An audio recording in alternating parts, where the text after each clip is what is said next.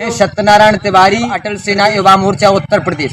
तो आज माता दी जय श्री राम। दोस्तों आप देख रहे हैं कि पूज्य संत विंध्येश्वरी धाम महंत की आज जो श्रद्धांजलि सभा, यानी दूसरे शब्दों में कहेंगे कि पदाभिषेक परिवर्तन, जो महंत जी थे यहाँ के, उनका साकेतवास हुआ है।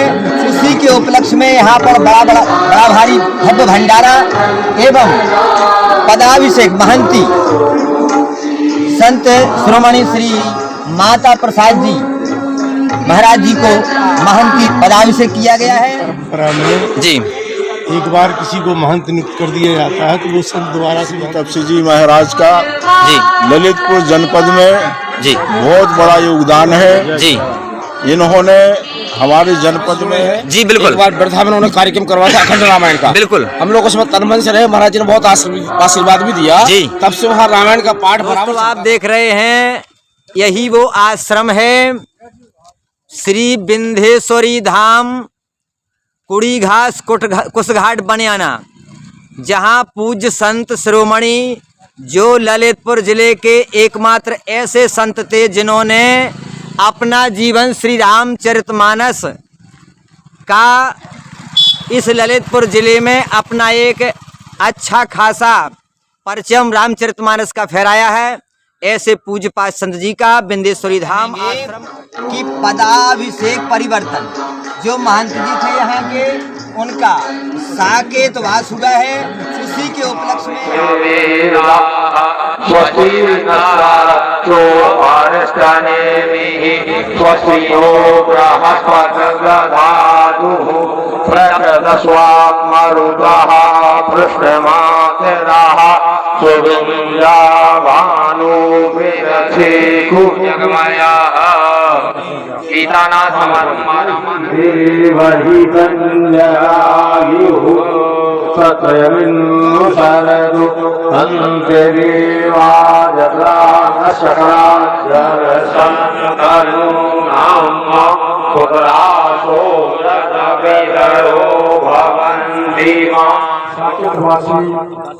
पूज्य श्री महंत मणिराम दास जी महाराज, तपस्वी जी महाराज के साकेत ग्रहण के उपलक्ष्य में इस दिव्य स्थान पर संत महापुरुष पधारे हुए हैं और जिनकी पूज्य महाराज जी की गद्दी पर यहाँ के पुजारी जी को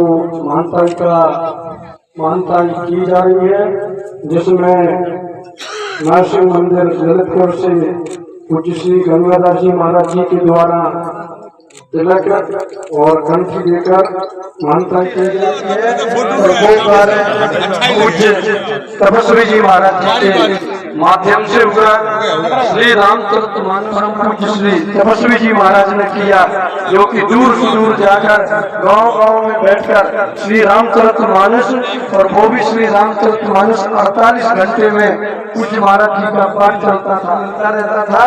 एक तो कथाओं में भी हमने महाराज श्री को बुलाया और फिर महाराज जी भजन पे बैठ जाते थे तो 8 और 9 बजे तक तो उठते नहीं थे और रीढ़ की हड्डी एकदम से सीधी करके बैठते थे कभी भी जब भजन में बैठते। संत नहीं है वो क्षेत्र सोना है।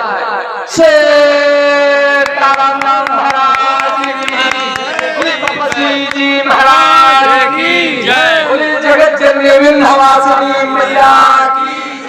श्री छलिया राजा बनियाना बताएं कि आज जो पूज्य महंत जी का पदाभिषेक हुआ है, इस विषय में आपको यहाँ पर क्या जानकारी? आप बहुत दिनों से यहाँ से जुड़े हैं आश्रम से, बताएं। जी महाराज जी, यहाँ आज महाराज जी की जो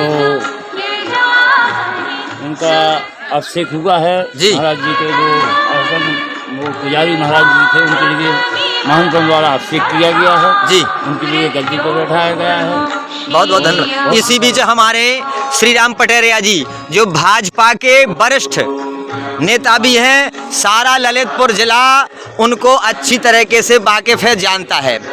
तो पूज्य महाराज जी तपस्वी जी आश्रम में पधारे हैं, हम जान लेते हैं उनसे कि महाराज जी आपका पदार्पण हुआ, आप बहुत दिनों से यहाँ से जुड़े रहे हैं, तपस्वी जी के विषय में कुछ सुझाव हमारे दर्शकों को बताएं। श्री 1008 जी स्वर्गीय श्री तपसी जी महाराज का जी ललितपुर जनपद में जी बहुत बड़ा योगदान है। जी इन्होंने हमारे जनपद में रामायण को जी कोई भी व्यक्ति संगीत के माध्यम से बिल्कुल गाना नहीं जानता था। आदरणीय स्वर्गीय तपसी जी महाराज ने पूरे जनपद में दौड़ा करके जी मुझे उस समय का याद है जब मेरे गांव में प्रथम बार आगमन हुआ था तो उसकी केवल की लंगोटी पहने हुए जी और प्यार के उस पर सोते थे। जी तब से मैंने उनका संघर्ष मैं जो जीवन रहा है मैं बाकायदा देखता रहा हूँ, उनके बराबर संपर्क में रहा हूँ। जी जी और आज जनपद में क्या पूरे मंडल में जो रामायण की गूंज है जी वो उन्हीं की देन है। हम सभी लोग उनके आभारी हैं और बिल्कुल। हमेशा उनके आभारी रहेंगे। बहुत बहुत धन्यवाद, बहुत बहुत जय श्री राम। हाँ, हमारे सिद्ध महोली वाले महाराज जी। हाँ जी महाराज। तपस्वी महाराज का बहुत बड़ा योगदान हमारे बीच में रहा है जी और यहाँ जो रामायण की शुरुआत रही हमारे क्षेत्र में जी कुछ तपस्वी महाराज जी के द्वारा हुई है। जी जी संगीत में रामायण जी वो हमारे बहुत बड़े आदर्श थे। उन आदर्शों पर हम लोग चलें। जो रामायण का वो दे गए हम लोगों के लिए, पाठ पढ़ा गए हैं, जी जी उस पाठ्यक्रम पर हम आगे बढ़ते रहें, यही उनसे आशा रखते हैं और सभी क्षेत्रवासी उनके अनुसरण पर चलेंगे। बहुत बहुत धन्यवाद, बहुत बहुत बधाई महाराज। तो श्री प्रकाश नारायण जी चतुर्वेदी, आपको बहुत बहुत धन्यवाद, बहुत बहुत बधाई, बहुत बहुत साधुवाद कि आप तपसी जी आश्रम में आज पधारे। आपका हार्दिक स्वागत लगा। महाराज जी से बहुत समय से जुड़े हैं जी बिल्कुल। एक बार वर्धा में उन्होंने कार्यक्रम करवाया था अखंड रामायण का। बिल्कुल। हम लोग उसमें तन मन से रहे। महाराज जी ने बहुत आशीर्वाद भी दिया जी। तब से वहाँ रामायण का पाठ बराबर चलता रहा बिल्कुल है अभी भी।